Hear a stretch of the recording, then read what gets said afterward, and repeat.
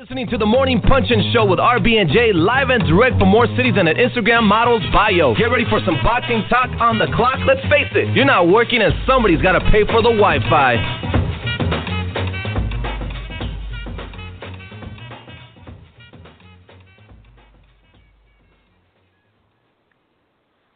Good morning, everybody. It is RB and Jae. This is the Morning Punch-In Show, the most unpredictable, unscripted, but always real morning boxing talk show in the game. Today is Monday, July 3rd, 2017. Our guests today on the Morning Punch-In Show are world champion Robert Easter and Ryan Martin, so stay tuned for them a little later. Let me bring on my partner in crime, the creator and founder of BadCulture.net, contributor for BlackSportsOnline.com, Jay LeBeauf. What's good, Jay? What's good, RB? Good morning, everybody. It's good to be back another Monday. We have a lot to talk about today, so I'm pretty excited about that. This weekend's fights were unpredictable, to say the least. So with that, let me jump right into what today's hot question is. After watching Jeff Horn defeat Manny Pacquiao in Brisbane, Australia, we posed the question, how does Jeff Horn match up in the welterweight division? And you guys went bananas on Facebook and Twitter. So I'm going to read a few of the responses now, and then a little bit later in the show, I'll read a few more. So let's start with some responses that RB got on Facebook for posting the question. Justin Harrison says, let me preface this by saying I thought it was a bad decision. 117-111 is ludicrous, but Horn is awkward AF. We know what that means. And rugged. Mm-hmm. He used his size to bully Manny with wild aggression, headbutts, grappling, tussling to make the fight ugly. I applaud his effort. He's a tough competitor. As far as the division goes, I think Spence and Thurman would love to go get that belt. Spence would knock him out in 7. One time would get a unanimous decision. Rick Ferris says, he's a tough kid, but in this welterweight era, he will be a punching bag. He will be KO'd if he fights any champion. He beat a very old Manny Pacquiao who is in cash-out mode, and actually he did not win. Lucky to remain on his feet. Porter will gild him early and Keith Thurman even quicker. This was a Bob Arum setup. Bob knows boxing fans will believe and buy anything. He is right. Ooh. And some responses from Twitter. At Alexander the GG says, the guy's a bum. I could headbutt all day and walk around the ring with you in a headlock. Spence and Thurman will destroy him. At Exposed Boxing says, he's a good addition to the welterweight division, but I don't see him beating the top 3. And lastly, at RST889 said, he's food for Thurman, Spence, Bud, Danny Swift Garcia, Porter, and Peterson. He'd probably lose to the rest of the top 15 147-pounders, but in a competitive way. So, wow, you guys have a lot to weigh in on Jeff Horn. Australia, if you're listening, good day. We do like you, but the guy didn't win that fight. So we'll take some more responses later in the show. Back to you, RB. All right. Well, listen, we want you to call in today, sound off. Let us know what you feel about the judging this weekend. That wasn't the only fight that had some really suspect scorecards. You could also play in today to play Know It or Blow It. It's our boxing trivia game. You get one question, 10 seconds to answer it correctly. And if you do win, you get a free gift from forama.com. That number is 718-508-9852. Make sure you press 1, and that's how we know you're in the switchboard wanting to talk to us. I will say regarding Jeff Horn and Manny Pacquiao, the scorecards were disappointing. The 117-111, the most disappointing. I guess you could have made a case for 115-113, but we'll dive into that a little more later. We got Jake Donovan coming on with Jake's Take. He's got some updated news for us regarding the World Boxing Super Series, the Top Rank ESPN deal, and the judging. We are going to talk about the judging overall this weekend. Some people felt some type of way about the Robert Easter, Shafikov card, and some of the undercard scorecards that weren't too pretty either. But, Jay, let's jump right into some fight recaps, some that maybe flew under the radar. Let's start with Diego De La Hoya. He fought for the first time outside of the U.S. He went over to Argentina, and he defended his WBC Youth Super Bantamweight World Title belt, and he won successfully against Alan Lunquez in Argentina. Oscar Negrete also stopped Sergio Frias to take home the NABF Bantamweight Championship belt on the Golden Boy Boxing on ESPN. And Ryan Martin, who we'll talk to a little bit later, which will be more of a get to know who Ryan Martin is on the show today, he outclassed Marcos Jimenez in the co-main event and got the win. We weren't able to see the Ryan Martin fight because ESPN apparently had some technical difficulties and yada, yada. So we'll talk to Ryan about his fight, who he is, where he's from, where he's going, where he's been. A lot of good stuff, just getting to know the kid today. Lightweight world champion Robert Easter retained his title with a hard-fought victory over Denis Shafikov on bounce. Jay, there was some controversy on the cards, even on the undercard, with Jamonte Clark getting decision over Lou DiBella's Ivan Gulub. How'd you feel about the scorecards in that one? I thought he got jobbed. I thought he got jobbed too. I don't know what fight those officials were looking at, and this is happening so often. It's kind of like putting water in a bucket with a hole in it. How do you fix the problem? Lou, of course, with Lou on Twitter, which is always amazing. But yes, I agree. He got jobbed in that decision. Yeah, I really felt bad for Lou. If you follow him on Twitter, I mean, you could really feel the emotion. I mean, he's always kind of crazy anyway, but he's invested a lot of money into that kid, finally got him a shot to fight on TV. Then the kid got hosed, and there's really nowhere for a kid like that to go from here. So he literally he really took it up the ass, and I that's the only way I could put it. Yeah. Julian Williams returned on that card, and he stopped Joshua Conley in round 7. Okay, so Robert Easter, he'll be on the show. He's our Hotline Bling guest in a little while.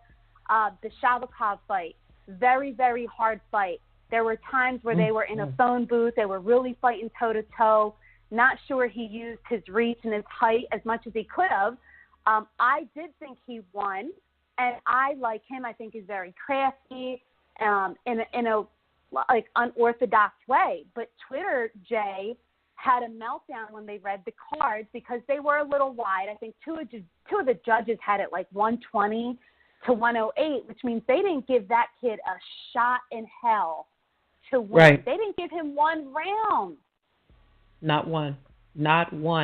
And what's disappointing about that, it's like the decision overshadowed the fact that Robert Easter won the fight. Because I don't think anyone is disputing that Robert Easter won that fight. But the judging was so bad, it puts a taint on his victory. And that's not fair to him. Yeah. And it's not fair to Shavikov because it's misleading to what he actually did in the ring. So it's just a bad decision all around, except the decision that Robert Easter won, that we can all agree on. Yeah, and I wonder if it's bittersweet for him, and that's what we're going to ask him a little later. Is he fought really hard, and for the most part, people thought he pulled it off. But when the scorecards were read, it just gave the whole fight a black eye, and it made everybody just have a meltdown. And then you got people in the media saying that the other guy won. But anyway, so we'll talk to E. Bunny more about that later, and we're also going to talk about Bandcamp and what his future plans are, whether he's, get into promoting and how AB's doing in camp and try to get all the lowdown there. Jay, let's go over to Saturday night on ESPN where Jeff Horn upset Manny Pacquiao. Horn won, Top Rank won, ESPN won, everybody won except Manny Pacquiao that night. It was a really close fight. Horn was very aggressive, very awkward. Manny definitely showed his age for sure. But I do think that he won. I do think he did enough. He was very classy in defeat. I mean, Jay, I think me and you, if that would have happened to us, we would have cursed out everybody there if we would have got robbed like that. Like I said, the scorecards were very disappointing. And what has Manny Pacquiao done to deserve this, Jay? First, he was robbed in the Timothy Bradley fight, and now Jeff Horn. I heard some rumors in the street that Manny is ready to walk away, but you can't pay too much attention to rumors, or sometimes you can. And he's probably getting to that point too in his career where he's ready to start walking away and he's cashing out. But Manny looked old, yes. Manny looked past his prime, yes, but Manny didn't lose that fight, in my opinion. I didn't rewatch it last night because it was still too fresh, and my bias from watching it the first time is still a little too strong. Maybe in about a week I'll watch it again when I have some truly fresh eyes and the hype has died down from the decision of the fight. But I'll watch it again, but I doubt I see that Jeff Horn did enough to defeat Manny Pacquiao, even in Australia. Yeah, unfortunate I could decision see some for Manny. people. Yeah, I could see some people making a case for the 115, 113. I just really didn't think that Horn won. But, Horn made himself a legend. After the fight, he's calling out Floyd Mayweather. He's saying, look, a lot of people think I won. I should get Floyd Mayweather next. Bob Arum, there is a rematch clause in there. And Bob's saying, it'll probably either go back to Australia, but Manny really wants it to go back to the Philippines. So like Jay said, does Manny walk away or does he, execute the rematch clause and take this back to the Philippines? I mean, look, they all made a whole lot of money. And I know sometimes that's not what it's all about, but we know that Manny also loves to give back to his country a lot. Exactly. He loves to give away a lot of his money. On the bright side, yeah. I'm sorry, Ms. RB. One thing that I did notice that from the social media reaction, and I'm surprised I haven't seen more of this in my mentions, when we watch certain other fighters, there's a lot of attention that's placed on dirty tactics. He headbutted Manny Pacquiao twice during that fight. Did anybody in your timeline say, oh, Jeff Horn's a dirty fighter? I saw that I think maybe one person in my timeline was like, whoa, Jeff Horn's a really dirty fighter. But that wasn't the common theme in the discussion of the fight, despite the fact that he headbutted Manny Pacquiao twice during the fight. Nobody really said anything about that. Mm-hmm. Yeah. Well, on the bright side, Jay, the fight did do monster TV ratings on ESPN. It was like the highest rated fight on record for any cable network of this decade. I think the overnight numbers had it as the highest rated fight on ESPN network since the mid-1990s. So Bob Arum did deliver Manny Pacquiao. So when people say, what's the big difference with PBC and what Top Rank is doing? Well, we're going to talk to Jake Donovan about that in a little bit with Jake's take. But Al Heyman could never put Floyd Mayweather on ESPN. Bob Arum delivered Manny Pacquiao on ESPN. So that's one of the big differences that we're going to see, is that we're going to really see some superstars that Top Rank have on regular ESPN. So regarding Jeff Horn, where does he go from here, Jay? A lot of people were saying, have him fight Earl Spence and Keith Thurman and Danny Garcia. You guys are out of your mind if you think Bob Arum, who now has options on this dude, is going to feed him to the wolves of Al Heyman. No, he's going to feed him to his own top-ranked stable. So it's going to be a guy like Jesse Vargas or Tim Bradley or the U.S. Olympian Jose Ramirez. Like, Bob keeping that in-house, y'all. Come on. That's right. You don't think? That's right. Anybody who thinks otherwise is really deluding themselves. There is probably, do you know how many calls probably went into the Top Rank office at the conclusion of that fight? Jesse Vargas is probably in the gym warming up right now, like at the bullpen. Jesse's like, yes, I'm back. Let's talk about the commentary crew real quick. With Screaming A. Smith, he needs to go. At one point, I muted the television. I mean, I had a headache. I mean, it was so hard, and it was like really excruciating to sit through some of the commentary. He is so disrespectful. I just can't take him. He started off pretty good. I was already had my guard up as soon as he appeared on the screen, and he was calm. He didn't start screaming. But when he got into it at the conclusion of the fight with Tim Bradley is going to go to Bristol and run him a fade. He is so disrespectful to Tim Bradley, who is a current fighter, who's a former champion, and the way he tries to overtalk him and belittle his opinion and question him as a fighter who actually lives and breathes the sport.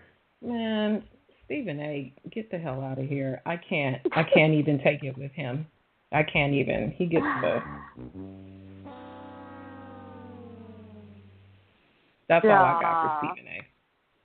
Yeah. Whack. Well, you know what? This is probably a really good time for us to go ahead and bring on Jake Donovan for Jake's Take, and we can talk a little more about this Top Rank ESPN deal and some other updates that he has for us.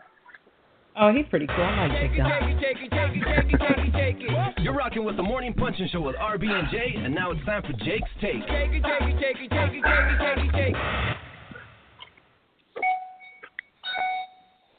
What's up, Jake Donovan? Hey, I was waiting for my shit intro. Oh, here you go. Guess not. So a lot of people were saying that, though, this weekend. There it is. Yep, that's what everyone was saying on Friday and Saturday night. Good morning, Jake. You know what? Since we're going to start Friday, Saturday, there was some suspect judging. Let's start Friday night. Lou DiBella's guy, who was beat by Clark. Let me get his name right. Let's see. Jermonte Clark got the decision over Ivan Golub. It was pretty disgusting. That was probably the first bad card we saw of the weekend. Yeah, I'm going to lump them all in three right now before we get to that fight specifically. I actually thought that was the very worst decision of the weekend because the absolute wrong guy won. I mean, a lot of people are saying Jeff Horn shouldn't have won against Manny Pacquiao, but Ivan Golub only won one round on one scorecard when he beat the crap out of Jermonte Clark over the second half of that fight. Lou DiBella, I'm surprised his head literally didn't explode this time. I mean, Lou is hot-headed as it is. He had every right to go off, and God bless him, he did. I mean, this is, an Al Heyman fighter won, and Lou had the balls to speak out and say the judging was corrupt on an Al Heyman card. That was disgusting. That was decisions of 2017, in my opinion. That Ivan Golub got robbed. That's the bottom line. I really can't emphasize any more than that. He won that fight hands down. Jermonte Clark put up the best fight he could. He got handled over the second half of it. I'm not going to blame him for celebrating the win, but maybe hopefully there's a rematch because a lot of those prospect fights on the PBC shows are very competitive, and we've seen it with Miguel Cruz and Alex Morton. They didn't like the way the first one turned out. They ran it back. Hopefully these two can run it back, and Ivan Golub can get some justice. I doubt it. Let's go to Robert Easter and Shafikov. Yes. The right guy won in the fight. The thing I don't like, and, Jay kind of touched on this, Robert Easter should be celebrating right now the fact that he survived a very tough fight and gutted out a close win, similarly to how he won the title against Richard Comey. The judges denied him that right by giving him a 12-0 win. I mean, to have Shafikov not winning a single round is – the big problem here is these judges, they're in a position to be vetted. The promoters should be looking at these judges and saying, why are these judges doing a world title fight? They're not qualified. Yes, we realize the fight's in Ohio. You got to come – the IBF has to send some better judges over here. They saw everything that went wrong in February. The same team was involved in this one, and the same crap happened. The judges got Smithsby wrong, but nobody's vetting them. Nobody's saying, this judge doesn't belong here. They're just allowing it to happen. And what's worse, and this is what always annoyed me on PBC, and I'm glad I'm not involved with these shows anymore, you're not allowed to speak about it on here. That's a mandate. You can't talk about the negative stuff that goes on in boxing. And pardon my language, it's just absolute bullshit. I mean, there's so much wrong with boxing that needs to be fixed. You can't suppress it. I'm going to borrow a line from The Wire. You can't just stand and shit. You need to work a shovel. We need to fix these things if we're going to present it, especially on a platform like ESPN. And for Al Heyman to tell his people, no, we can't talk about this stuff. We can only talk about the positives. That's sending a very false message. And that's putting guys like Ivan Golub in a bad position, Denis Shafikov, and that's disrespecting any boxer who works their ass off to get to that point, and then they're disrespected in the end. Because if you're not Jay, them, you're not looking out for them. Yeah, Jay asked me a question yesterday, and it was almost our hot question today. It was, what do you think the punishment should be for these judges? I mean, but then again, who would lay down the punishment? But obviously, we've seen some really, really bad scorecards that have been really unethical. What should the punishment be, and who should hand down the punishment? Well, I mean, it's up to the sanctioning body to first – I mean, they don't have to acknowledge it publicly. They could just contact the judge directly. They don't have to say anything in public. They can just say, we're going to address the matter. That's it. We recognize the criticism. We're going to address the matter. Then you contact the judge. You call that judge in, and you have them explain how they saw that card. You sit them down, make them rewatch the fight, just like they did with Erislan Lara and Paul Williams. Those three judges had explained how the hell they came up with the decision they did, and they got suspended. That's the way you handle it. You tell these judges they're not working. I really like that, Jake, the idea of a sanctioning body contacting the judge directly, because then you take it out of the hands of the court of public opinion. You call them in, you all sit together in a room, and you have them explain. Then you can, from there, you can determine, is it an educational thing, and you can take action. Minimally, you can do that in a championship fight, because then the sanctioning body can take more ownership than that. But, yeah, totally agree. Absolutely. Great solution. Yeah, and I'll even take it one step further. Every commission in the United States falls under the umbrella of the Association of Boxing Commissions. Where the hell are they when all these things are going wrong? They're just sitting here playing traffic cops. They're never speaking out ahead of an issue. Tim Luckenhoff tried to do something. When he thought something was corrupt with Al Heyman and the way PBC was being run, his whole team ended up getting, run out of town, and Michael Mazzulli took over and said, there's nothing to see here. Everything's okay. We haven't heard from this guy since. He should be jumping out. As the president of the Association of Boxing Commissions, we're going to start addressing bad judging, bad decisions, why these judges aren't consistent. That's the way we should put it. It's not necessarily bad judging. It's why all judges aren't on the same page. They're not using the same scoring criteria. That's the biggest issue. And nobody's absolutely. Yeah. You are. Well, we got about 10 minutes before Robert Easter calls in the show, and I want to make sure we hit a couple other topics with you, Jake. The top-ranked ESPN deal, a lot of people are comparing it to the PBC deal on ESPN and even the Golden Boy deal. So we all know that ESPN cannot be touched when it comes to sports viewership. It is the biggest. I said earlier, Bob Arum brought us Pacquiao. I don't think Heyman can bring, like, Floyd Mayweather to cable. Right. I don't think we're going to ever see Floyd Mayweather fighting on ESPN. ESPN really did turn this Pacquiao-Horn fight into an event. They had countdowns going on their channel. I mean, they were going balls to the wall. They aired the weigh-in. They did a lot for this show. Tell us more about the deal. What do you know? I know about as much as anyone who believes they have inside information. Bob Arum has done, and Todd DeBuff too, they've done a brilliant job of keeping this stuff cryptic. I mean, I've tried to speak to top-ranked people off the record, and they'll even tell me, I'll talk to you on the record. I don't know the details. I just know I'm along for the ride. They have this thing under wraps. They don't want anyone to know where the money's coming from. I will say this. It's not a hedge fund. And also, they are not paying for the time on air. That is the biggest difference. Al Heyman is buying time on air. He is paying for the production. He is paying the fighters. That's the biggest difference. And that's why the networks aren't kicking in. They're not, ESPN isn't opening up SportsCenter to a PBC event, but while they were on ESPN. ESPN and Top Rank have a partnership. So ESPN is providing the ancillary programming, the shoulder programming and all that. So they're helping promote the event. That's a massive difference, because now whatever money Bob Arum is using to pay the fight, it's just paying the fighters. It's not paying for the production. It's not flying in an entire camera crew and all that. That's the biggest difference. That's where it's not a time buy. They are not paying for the time on air. Got it. Okay, well, that makes sense. This is not. We need to get this. To drill this into everybody's head. This is not a time buy. That is the end of the conversation. It is not the same as PBC deal. But then you got to wonder, how are they paying their fighters? How did Manny Pacquiao get paid last night? And that's Bob Arum is telling people that is none of our business. With those 1,700 commercials we had to watch until the main event. Jesus Christ. Yeah, I mean, someone said it on Twitter. We've seen about 21 rounds of action in 3 hours. Probably way more commercials than rounds, getting to Manny Pacquiao. So that's how, we paid for such an event, I guess. But, whatever. As long as it's not pay-per-view, I'm fine with it. They did a great job. My only concern moving forward is Vasily Lomachenko going to get the same treatment? Are we going to get this, whole fight week spread for Terrence Crawford and Julius Ndongo? What happens when we hit football season? Is Oscar Valdez going to wind up fighting on a Wednesday night whenever he gets a fight date?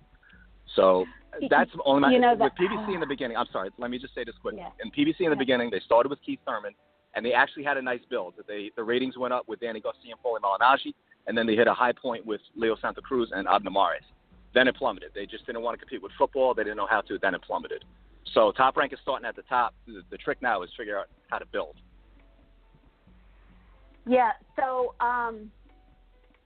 talking about Lomachenko coming up, here we have a guy who's not from here. He's not American. He doesn't speak a lot of English. And then he's fighting Mariaga, who is not from here, doesn't speak a lot of English. I can't wait to see what ESPN does with this. How are they going to push it? How are they going to make it exciting? Because now you're asking your viewers to watch these two guys that, aren't even American. Right, that's what I'm wondering. Like, are they going to roll? I mean, well, in fairness, neither fighter this weekend was American, but you had two guys that at least did speak English. Well, Manny's a superstar. Right, exactly. Right, Manny's that's universal. But no, it's a very good point. I mean, they're not going to turn on the lights on the SportsCenter desk, to have they're not going to have Steve Levy and Stephen A. Smith, during fight week speaking about this event. At least not all week. You're not going to see a ticker countdown to when Vasily Lomachenko went into the ring on Saturday, August 5th. So that's where I was getting at. That concern, is there going to be as much, advertising for a show like that? I mean, sponsors are going to want to pay to have their name mentioned in the Manny Pacquiao event. Do they quite care yet? about being mentioned during a Vasily Lomachenko event. I mean, Terrence Crawford is getting there, but he's not at Manny Pacquiao's level yet. Sadly, right. We need to get him to Manny Pacquiao, and that's up to Bob. Yeah. You know what you have to do in that situation with Vasily Lomachenko?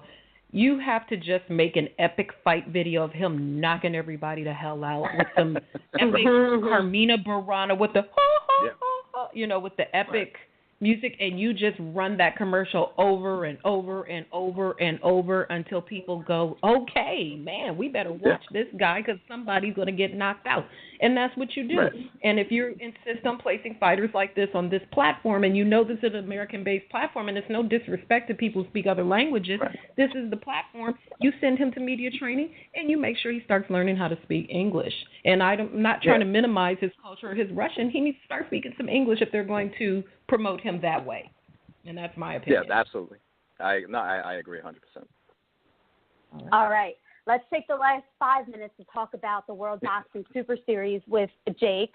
Richard Schaefer's boxing series is really taking some shape.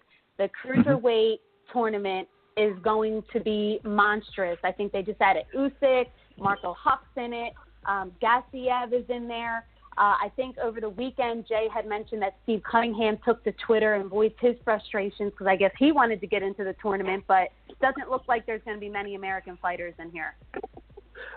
No, but I mean, it's the best of the division, and that's the good thing. That was, the concern I had with the super middleweight division. Even if you got the best of them, it's not a very, sexy bracket right now. And right now, I mean, the guys they have involved, they just added former light heavyweight champ Adrien Broner, and then everyone's going to say, who really cares? He's a former light heavyweight champ. He was one of the weakest titleists when he was there. So super middleweight has a lot of work to do. Right now, George Groves is a heavy favorite, and he really doesn't have a peer. Cruiserweight, I mean, Usyk's involvement is massive because at first he was, kind of having second thoughts about wanting to join the field. Then maybe his team sat down and said, all right, well, if you fight on HBO, who the hell are you going to fight if everyone else is in this tournament? So now we have the very best cruiserweight joining the best of the rest cruiserweight. In my opinion, the best tournament I've seen, at least in the 21st century, as far as boxing goes. This is an incredible tournament, and they still have 2 slots left. One of them is supposed to go to Dmitry Kudryashov. Krzysztof Glowacki is even flirting with the idea of joining. Those would be the final 2 spots if they get in, and that would be just a ridiculous tournament where even the worst guy in the tournament would still kick the crap out of any other cruiserweight who's not in the tournament. So I'm really looking for, we said it a while ago. The cruiserweight bracket was going to be fired just because there's so many punchers in that division. The super middleweight division just leaves a lot to be desired. I feel like we've just sucked that well dry. And, I just don't like that they've selected that division. I don't know who else they can add at this point. Badou Jack, grew out of the division. James DeGale is on the bench until the end of the year. Callum Smith might be joining, but again, it's still very Eurocentric and guys that don't have, big name appeal. Cruiserweight division, maybe it's not big names, but these guys are going to, create some fireworks. Right. Absolutely. It's going to be good. Well, the good part about it is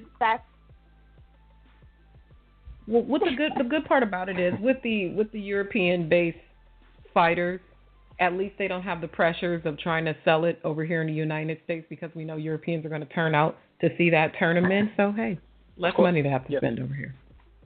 Right, and as good as they are, I mean, it's the cruiserweights that American fight fans already see and enjoy watching. So it's an easy sell. I mean, maybe it's not an easy sell to mainstream fans who you want to introduce, but I'm not sure that's necessarily the goal with the tournament. At least not in the beginning. More towards the end maybe. But by then you'll have the top cruiserweights and the top super middleweights, and they've run the field. So there's your selling point. Yeah. And maybe I missed this, Jake. Maybe I wasn't paying attention, but we're all going to enjoy this tournament. Any idea where we're going to be able to watch this cruiserweight tournament? So far, the only network that's really been attached to any rumors is Showtime. But I mean, are they going to run the Showtime Boxing International in order to present it? Because like you said, a lot of these fights are going to be taking place in Europe. So I can't see it just being a Saturday daytime thing running on Showtime. That's going to be quite an investment. So. Hopefully a network gets involved. That's the rumor I heard from day one was that a network wanted to be a part of this. I guess we'll just have to wait and see. All right. There will be. Well, my understanding is that they did not want to move forward with this without any U.S. involvement. They don't need us. They're trying to tell us they don't need us. They don't care. They do need us. They really do. They will at the end. Well, Jake, it's always a pleasure. Make sure everyone follows Jake Donovan on Twitter and FightNights.com for all his prolific and insightful writing. You have a great day, and it's always great talking to you. Thank you, RB and Jae. It's always a pleasure being on the show. All right, we're going to take a quick commercial break, and we'll be back with Robert Easter. Any vehicle, any age, any mileage. With Nationwide Auto Warranties, you will stop paying unexpected costly repair bills and let an extended auto warranty pay. Go to nationwideautowarranties.com for an instant email quote or call 1-866-352-4999 for a free, no-obligation phone quote. So stop paying and let Nationwide Auto Warranties get you your coverage today. Again, that number is 1-866-352-4999 or visit nationwideautowarranties.com. We are back, and we are going to dial in our next guest, Robert Easter.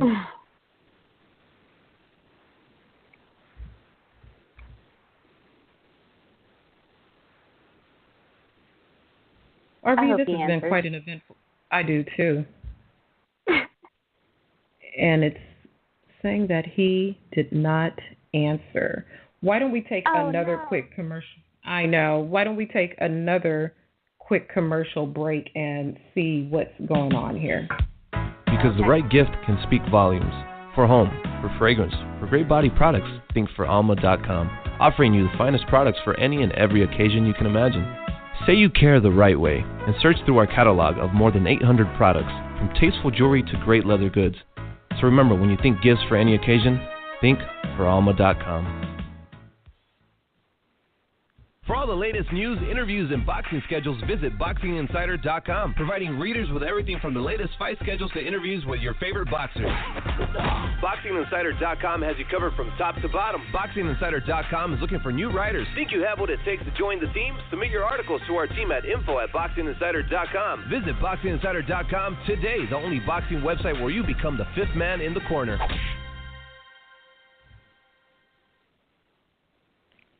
And we are back. This is the Morning Punch-In Show with RB and Jae. Just in case you're just now tuning in, we recap the weekend fight action capped off with Pacquaio versus Horn in Brisbane, Australia, and went through the fights that were happening with Robert Easter, who is going to be our next guest that we were trying to bring on the line any moment now. In the meantime, while we're getting Robert Easter on the line, let me see if I can read a few more responses to today's hot question, which was, how does Jeff Horn match up with the welterweight division? This was a very, very hot topic among you guys on Twitter and on Facebook. So let me read a few more responses from the guests, from the people who chimed in. Jesse Harrow on Facebook says, Horn was extremely fortunate and took complete advantage of the situation. It was almost he sensed that maybe father time might show up in the fight. It was not Horn's skill that beat Pacquiao. It was the difference in size, and the two were evident that Horn used to frustrate Pacquiao, and he didn't have the hand and foot speed to get with him. But we will take a few more of those responses a little bit later in the show since we had so many, but I think we have our first guest on the line. Good morning. Do we have Robert Easter on the line? Yes, you do. Good morning. Good morning, Good morning. Good. Good morning. Well, Robert, we've been trying to talk to you for a long time. We enjoy you. We enjoy your social media. Yeah. And before we get into talking about the fight and all that, I know you like to sing and dance on your social media, so I got to ask you, who's the best dancer between you, AB, and Rau'shee Warren? Because right now my money's on you, but who's the best dancer in the crew? I teach both of them the dance moves, man. They get all their dance moves from me. If they tell you otherwise, they lying. I know you like to croon it out too. Do you think you have a secret desire? If you weren't a boxer, do you think you'd be an R&B singer? Because I was ready to put you in the New Edition movie. I think that's what I'll be shooting for. Going for the R&B entertainment. Robert, you have so much personality and so much charisma. Are we going to have an opportunity to see a little bit more of this side of you outside the ring? Because you really are a fun guy and you bring a lot of light and happiness in addition to the skill that you display in the ring. So will we get a chance to see a little bit of that, more of you over the coming years?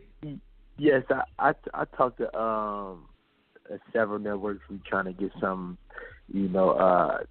put together, and we're gonna do something like that because they also noticed that side of me too. So yeah, I talked to a couple people. We're gonna try to get something together.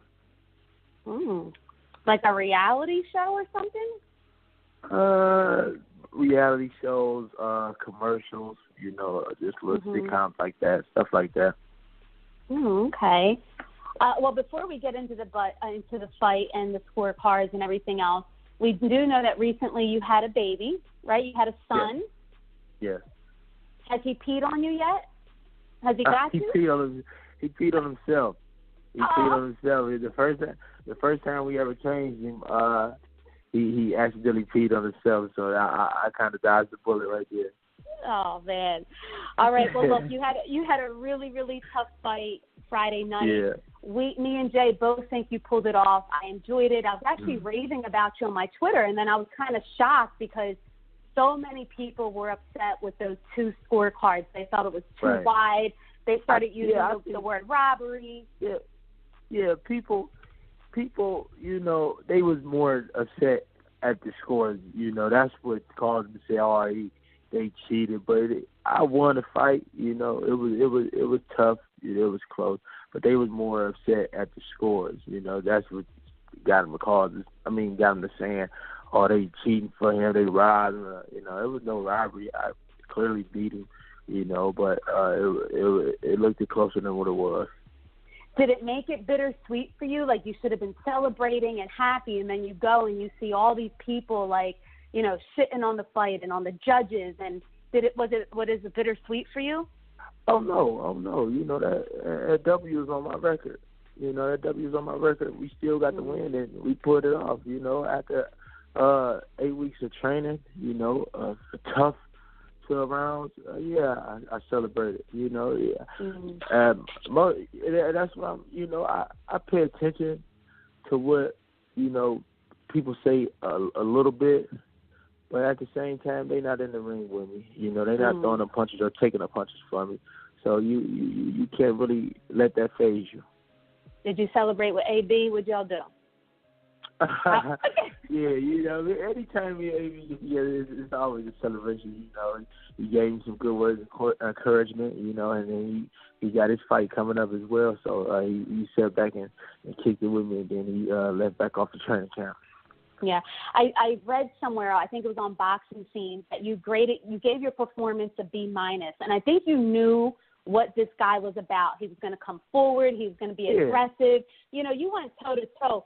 What did he do anything in that fight that you did not expect that made it harder? No, he actually came fought just like I imagined him to. He was gonna make the fight ugly, and he was gonna try to smear my punches and get close, and hit behind the head, which he did plenty of times, and the ref did not say anything, but he definitely fought just like I thought he would. Yeah, it was definitely a tough competitive fight. It was a fight that people really wanted to see you in. Is it gratifying after all these people called this opponent out for you to go in there and get the decisive win?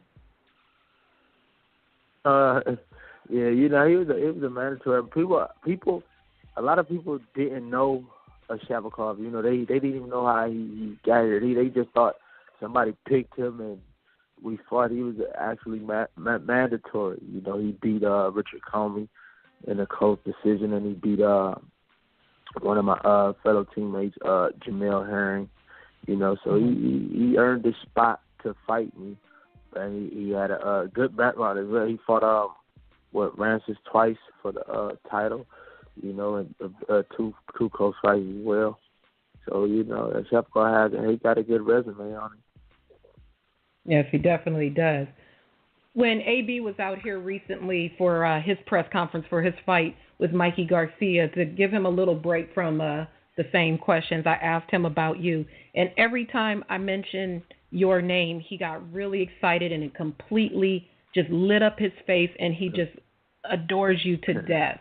What is, we all see the stories in the media, but we don't have the opportunity to spend time with him and know him intimately. We're just kind of on the outside looking in. What's something about Adrien Broner that you wish more people knew about him that we normally don't get to see? Man, that he's a caring guy, man.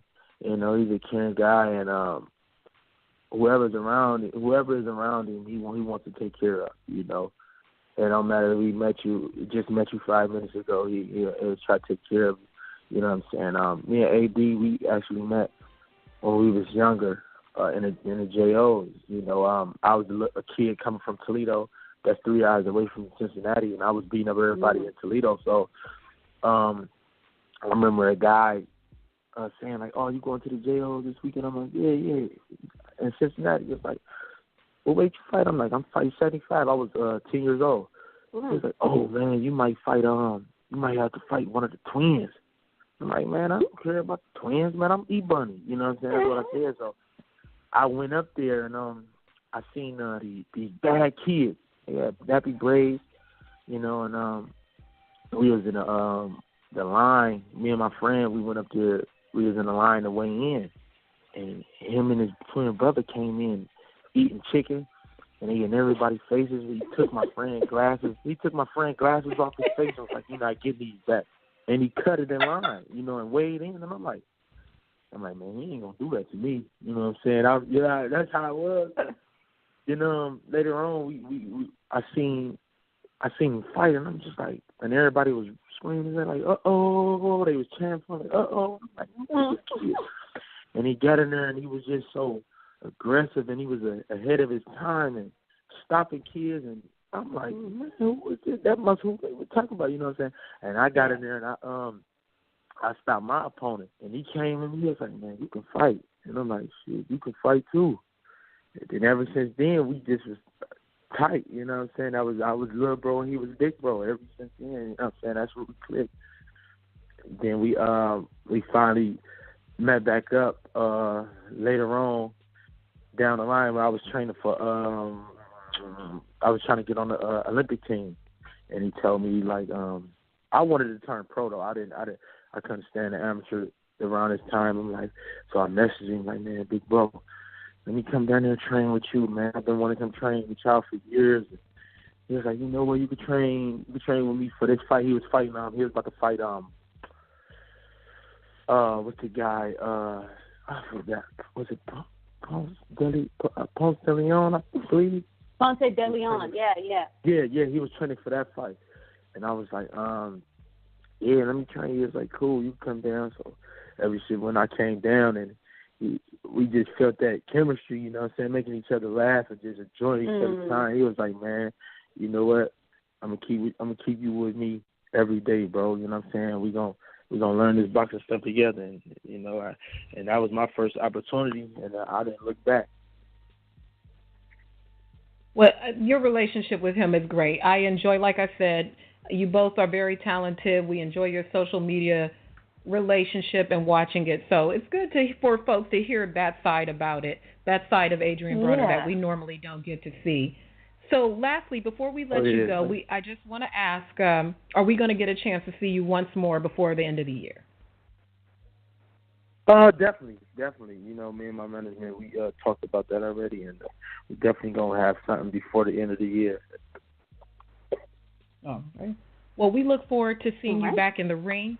We look forward to seeing your next 5 Heartbeats video on Insta Stories and your best dab and hit them folks combos. Keep it up. I like these interviews. These are different questions and everything.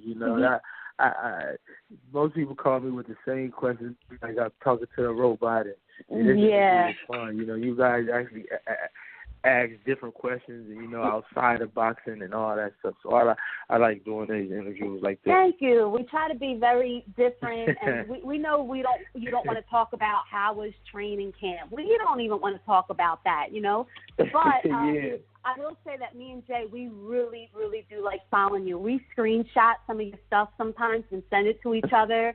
And, like, when we're watching your IG stories, we're texting each other like, yo, go look at E-Bunny. Like, we're cracking up. So, thank you for giving us good laughs and all because, it feels good. So keep being you, and we look forward to seeing you before the end of the year back in the ring. Thank you. Thank you guys for having me. All right. Have a good one. You too. All right. Take care.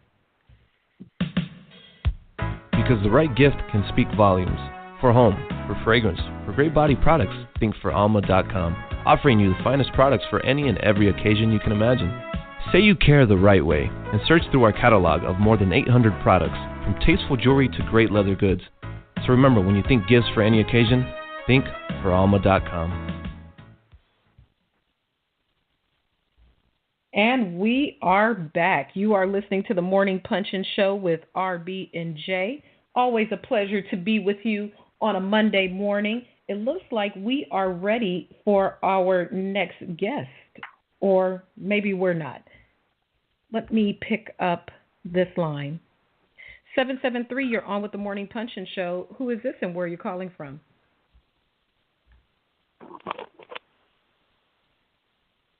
Hello? Morning Punchin'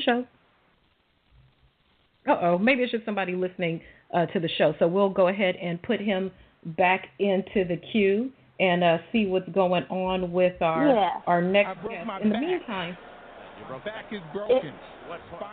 In the meantime, Jay, because we only got about 15 minutes left on the show, before we bring on Ryan Martin, who fought this past week, and we're going to get to know him a little bit, why don't I dish a little bit of word on the curb, because I don't want us to run out of time, and I want to make sure that I could dish the word on the curb. So while we're waiting for Bernie and Ryan Martin to get into the queue, let's dish the word on the curb. How's that?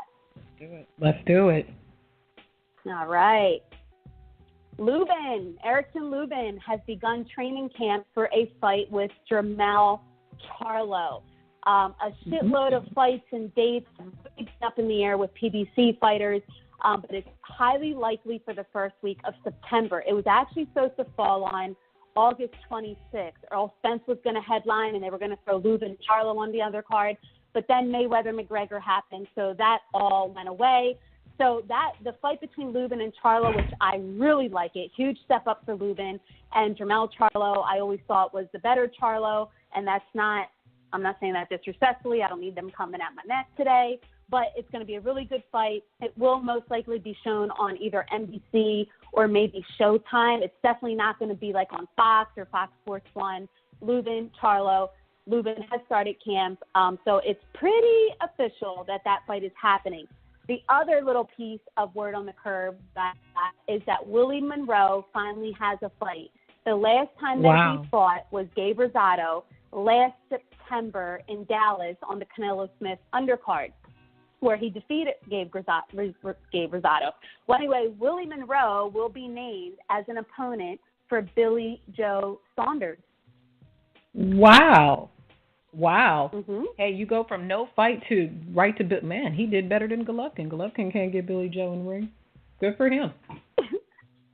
So that is my word on the curb. Do we know if we have Bernie and Ryan in the queue? No, I think we have our guest right now. Good morning. This is the Morning Punchin' Show. Who are we speaking to? Ryan Martin. Hey, Ryan. Good morning, Mr. Martin. Hey, good morning. Well, good afternoon on the East Coast. Yeah. Look, we want to get to know you today, and we want our listeners to get to know a little bit more about you, kind of where you've been, where you're going. So, Jay, let's start off with some stuff that you have for Ryan.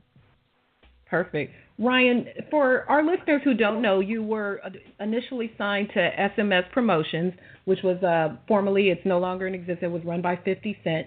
So with that, I have to ask you, do you watch Power? Can you watch Power? Oh, yes. I think Power is the best show on TV right now. That's my show. I didn't get to watch the last episode yet, so I haven't seen that one, so no spoiler for me. Do you want Kanan to die? No. I think his character plays a good part in the show. So I don't want him to die. I have nothing against him. You don't got Okay, I nothing didn't want against to. I 50 wanted to Cent? make It sure. just didn't work out. Excuse me? I said you don't got nothing against 50 Cent. It just didn't work out. What happened there? Yeah, it just, it was a business decision on his end, and, he gave me a start to my career. He's a good friend. We still talk every now and then. He gives me good advice on life. A very good guy, very smart guy. So I have nothing against him. He gave me my start, and without that, I wouldn't be to where I'm at now.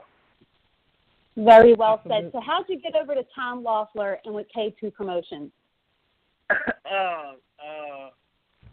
My manager, Tim Van Nieuwhouse, he's a hard-working manager, and, he got Tom's attention while we was going through the bankruptcy with 50, and, since my first fight with Tom, it's just been a great relationship with him. He believes in me, and his company is him and K2, and people that he surrounded himself with is just unbelievable. They're very professional, and they treated me good since the first day they met me, and I love the working relationship we have together. Tom Loeffler we have Tom on with us a lot. We love talking to Tom, and he always gives us a great interview, and he's one of the calmest, coolest guys I've ever met in the business. And I asked him when he was last on here, when's the last time he dropped the F-bomb? And he just laughed. Have you ever heard Tom drop an F-bomb? No, it's Tom, he is like a very laid-back guy. It's hard to read. Definitely one of the coolest guys in the sport of boxing that I think, because he's just so laid back. And I never heard him cuss. It's that's something I never thought about either. He's a cool guy. But enough with the playing around. Let's talk about your fight. Unfortunately, due to technical difficulties on the ESPN side, we didn't get to see your fight. So we can't ask you too much about your performance. We do know that you were victorious. Have you had a chance to rewatch the fight, and how would you grade your performance in it? Well, speaking on whatever happened with the ESPN, I was very, very disappointed when I heard that it didn't air, because I had so many fans and people around the country that was eager to see me fight on free TV, and everybody had parties and stuff ready for the fight, and it didn't happen. So I was very disappointed in that. But Marcos, he was a very tough opponent, which we knew going into the fight, and he took some big shots. He took some shots that I didn't think he could stand up to, but he showed a lot of heart, and but I won every round, every minute, every second. But I grade my performance, maybe a B plus, B minus, somewhere around that range. As I feel like every fight, I can always do better, and I know I'm getting better with every fight. So I still got a lot of growing to do. Yeah, so you've been on some really big cards. You've been on Golovkin's undercards. You've been on Chocolatito cards. What is going to be your breakout fight where you can say, this is my graduation day. I am Ryan Martin, and I'm here. What's your breakout fight going to be? Well, hopefully my breakout fight will be on the biggest card in a long time, the GG and Canelo card in September. So, I haven't talked to my team or Tom about that yet, but, I've heard they have big things in store for me within the next couple of fights. So that fight right there, if I can get on that card, I think that will be my introduction to, contender, world championship caliber level, if I can get on that card and get a good big fight on that card. So that's something I'm really looking forward to, and just being a part of that card and being a part of the Canelo Triple G show is going to be phenomenal, because it's going to be the biggest thing in a long time. And Right. we'll be there. RB and Jae will be there. We'll have a table set up. You have to come over, chat with us, get on air with us. Oh, yes. Hopefully for sure, we'll see you for there. Sure. I show a lot of love. Oh, we'll love to have you. Yeah, that definitely will be a great look to see you on that card, a really, really big platform. We know that you have trained. This is the third camp that you've completed up at the Summit Gym in Big Bear. And Abel's not your head trainer, but he's been real important to you in kind of the development of your career. What are a few things that Abel Sanchez has been able to help you with? First, I think the most important thing is him opening up his facility to me. The solitude that you get in Big Bear is unbelievable. I think it really helps me stay focused and, working on my craft, because there's nothing to do up there but eat and box. We don't leave the house unless we go to the grocery store. And just being surrounded by those other guys up there, all top contenders and world champions, it just puts you in a different mindset. Other than that, he's a very powerful coach, very smart, and really the thing that's opened up stand out to me about him is, he's willing to help anybody. He pushes everybody to the max. He treats everybody just how he treats Triple G when he's in camp, and the same goes to Triple G. He pushes you just as hard as he pushes himself. But I'm just happy to be able to have that facility open to me and be able to do my camps there. And it's definitely been a tremendous help. Since I've been working up there, this is my first fight that went the distance. And, just because he was tough, I think that's why I went the distance. I think I would have stopped him if he didn't have a good chin. But, I had all knockouts since I've been up there except for this one. So, it's definitely, I think, and that speaks for itself. And, I'm always in tremendous shape when I go there because it's nothing but hard work. So, it's been great being there. That's great. So I heard that you were used as the chief sparring partner for Denis Shafikov for the Robert Easter fight. Is that true? Yes, true. Great sparring with him. That mentality he has carries him a long way, and it's been a great learning and experience sparring with him. So what did you think about the fight? Did you think he pulled it off? Did you think Easter won? There was some controversy on the scorecards. How'd you have it? Actually, I didn't see the fight because we were fighting the same night and around the same card, so I haven't seen it yet. Okay. Well, look, it was a real pleasure. Go ahead. I heard it was a very close fight, and I will watch it in the next couple of days. So let's see how it goes. All right. Well, look, it was really good getting to know you and having you on the show, and I think that everybody wanted to get to know you a little bit more, where you've been, where you're going, and what's next for you. So you got some friends over here on the RB and Jae Morning Punch-In Show. Give us a holler whenever you want to come back on. All right? And hopefully we'll see you out there for Canelo Golovkin. Thank you. Thank you so much. All right. Have a good one. You too. All right. All right. So that was Ryan Martin, up and coming. Disappointed we didn't get to see him on ESPN, but I'm sure we will get a chance to see him again soon. We have about 2 minutes left in the show, RB, and so I will. Oh, we didn't even get through. In case you missed it, news. I'm going to run through this. You want to really, just really run quick. through them real quick? Yeah. Yeah.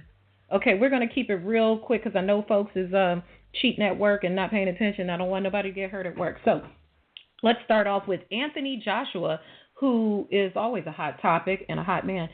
His next fight, his first choice for his next fight, obviously, is a rematch against Vladimir Klitschko, and he's willing to move the fight to Las Vegas if he can talk, just to try to entice Klitschko back in the ring. So there's a potential that if the Klitschko rematch happens, maybe we can get Tom on the show to talk about this. Maybe it could land in Vegas since he's willing to come over here just to get that rematch. If not, he's going to proceed with his mandatory challenger, Kubrat Pulev. Also in news, Kell Brook is aiming for a December return, which includes him dropping down to 154 pounds against Miguel Cotto. He wants to get back in the ring at 154. Eddie Hearn told Sky Sports, if he moves to 154, he'll have a lot more in the tank and a lot more energy to go on and achieve. He still has that fire inside him, and they are looking to try to do that fight in December in Sheffield. So be on the lookout to see if he has any cartilage left in his face. Right. He has some terrible scar tissue issues, and that would be a bloody battle. So if we get that fight in December, that would be pretty amazing. Also, in case you missed it, news, WBO flyweight champion Zhu Shiming has parted ways with Top Rank and his strength coach, Justin Fortune, and he's also looking to start his own promotional outlet. His longtime business partners don't like the move. They think it's a mistake. They wanted him to stay with Top Rank, but Shiming's going to Shiming, so he's decided that he is leaving Top Rank, and he next fights on July 28th. And I'm not sure if that's going to be under his own banner, but he's parting ways with Top Rank. And let's see. And lastly, Beibut Shumanov, the WBA cruiserweight champion, has relinquished his title, and he is ending his career. He's retiring due to a debilitating eye injury. He announced his retirement from his ring. During his time, he defeated 4 champions: Gabriel Campillo, Byron Mitchell, William Joppi, and Montel Griffin.